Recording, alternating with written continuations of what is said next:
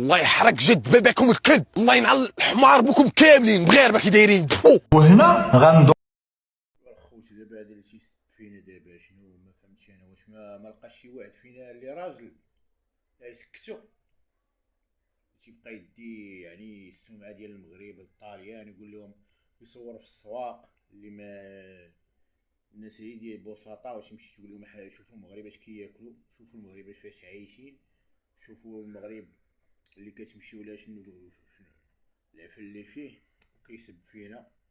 واش زعما هذا ما كاينش شي واحد اللي يربيه؟